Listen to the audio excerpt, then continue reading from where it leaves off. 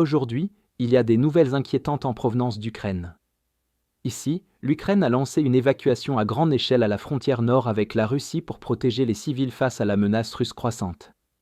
Cela marque le début des préparatifs défensifs ukrainiens et indique clairement qu'un secteur auparavant calme est désormais considéré comme un nouvel axe potentiel d'attaque russe pour 2026. L'évacuation obligatoire de 14 localités frontalières réparties sur 4 communautés, annoncée par le gouverneur régional Vyacheslav Chaud après une réunion du Conseil de défense, concerne des villages qui subissent des bombardements quotidiens depuis des mois, alors qu'environ 300 civils restaient encore dans la zone frontalière. Désormais, des points de rassemblement, des moyens de transport et un hébergement temporaire garanti sont organisés pour évacuer les habitants avant que la situation ne se détériore.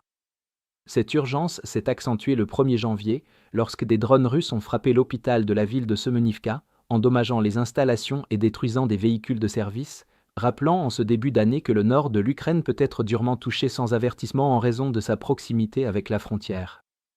Cette évacuation se déroule dans un contexte où la main-d'œuvre russe paraît importante sur le papier mais reste limitée dans la réalité.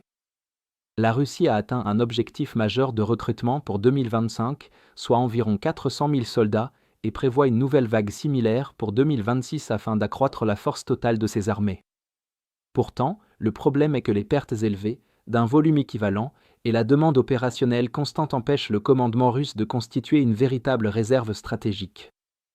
La Russie maintient environ 350 000 personnels en dehors du front actif ukrainien, mais seule une fraction de ses forces est rapidement déployable pour une nouvelle offensive, car de nombreuses unités sont affectées à la formation, à des tâches de sécurité intérieure, de plus en plus, à la protection des infrastructures contre les frappes ukrainiennes en profondeur. La Biélorussie reste l'autre vecteur de menaces potentielles, mais la réalité est différente. Les estimations du nombre de soldats russes dans le pays varient de quelques milliers à 15 000, principalement concentrés sur la formation, la logistique et le soutien lié à la défense aérienne ou aux missiles, plutôt que sur des formations de manœuvres massives nécessaires à une véritable percée à travers la frontière. Sur l'ensemble de l'axe nord, dans les régions de Briansk, Koursk et Belgorod, la Russie déploie des forces importantes, mais elles sont fortement mobilisées pour la sécurité des frontières et la défense de l'arrière, ce qui limite les effectifs pouvant être engagés pour une avancée profonde dans la région de Tcherniv.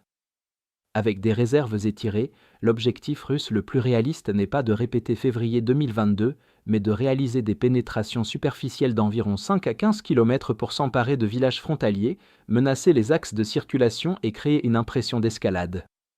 Le terrain favorise les défenseurs ukrainiens, avec des forêts, des rivières et des conditions hivernales qui compliquent la logistique ennemie, tandis que des zones de tir préparées et la reconnaissance par drone restreignent les couloirs d'avancée. Une véritable offensive sur Tcherniv et en direction de Kiev nécessiterait un redéploiement majeur depuis des fronts décisifs, ce qui reviendrait à risquer des positions chèrement acquises ailleurs et créerait un risque sérieux pour le commandement russe dans des zones comme le Donbass. L'objectif le plus probable des Russes est une poussée démonstrative, avec une pression accrue par drones et missiles, des raids de sabotage et de reconnaissance, ainsi que des attaques de sondage synchronisées avec des opérations d'information pour simuler une montée en puissance plus importante. Le but est de forcer l'Ukraine à se prémunir en retirant ses rares réserves vers le nord, ce qui amincit les lignes autour de secteurs comme Pokrovsk ou Kupiansk, sans que la Russie ait à payer le prix d'une offensive soutenue. Parallèlement, l'Ukraine fortifie la région de Tcherniv face aux menaces russes en construisant des défenses étendues, comprenant 2130 points d'appui de section, plus de 3000 km de fossés anti-chars et des barrières, dans le cadre d'un effort plus large qui inclut les gardes-frontières, la défense territoriale et des unités régulières sur les axes clés, ainsi qu'une surveillance continue par drone pour repérer rapidement les franchissements et les rassemblements ennemis, puis des frappes rapides et des réserves mobiles plus en arrière pour écraser toute tentative de percée avant qu'elle ne prenne de l'ampleur. L'évacuation de la bande frontalière est la première mesure de protection pour les Ukrainiens, car elle réduit les risques pour les civils et dissipe le brouillard que la Russie tente d'exploiter. Cela prive la Russie de l'un de ses outils favoris dans ce type d'opération, fondre des infiltrés dans les mouvements de civils et utiliser les zones habitées comme couverture pour la reconnaissance et le réglage des frappes. Globalement, la Russie manque peut-être de réserves de qualité disponibles pour une grande offensive au nord en ce moment, mais elle peut toujours créer du danger par des raids et de la pression, et elle peut toujours redéployer ses forces si elle juge qu'un nouvel accent 2026 en vaut la peine. L'Ukraine agit en conséquence, elle évacue d'abord les civils, renforce les défenses et se prépare à contrer une feinte venue du nord sans affaiblir les autres fronts qui décident de l'issue de la guerre ailleurs. Enfin, notre promotion du Nouvel An touche à sa fin. Profitez donc de notre énorme remise de 60% pour le Nouvel An afin de débloquer un accès complet à notre carte interactive et à nos mises à jour stratégiques exclusives. À partir de seulement 3,99 $, tout d'abord, vous aurez accès aux images de combat non censurées.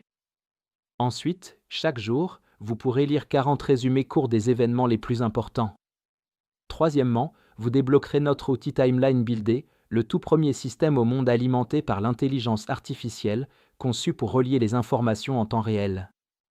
Quatrièmement, et c'est le plus important, vous aurez accès à nos outils avancés d'analyse de l'actualité qui vous donneront un aperçu du cycle de l'information, des analyses de sentiments et des tendances pour révéler les événements les plus importants.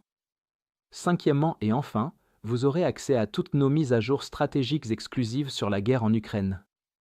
Si vous souhaitiez soutenir nos efforts mais n'en aviez pas encore eu l'occasion, c'est le moment idéal pour vous lancer et faire une vraie différence.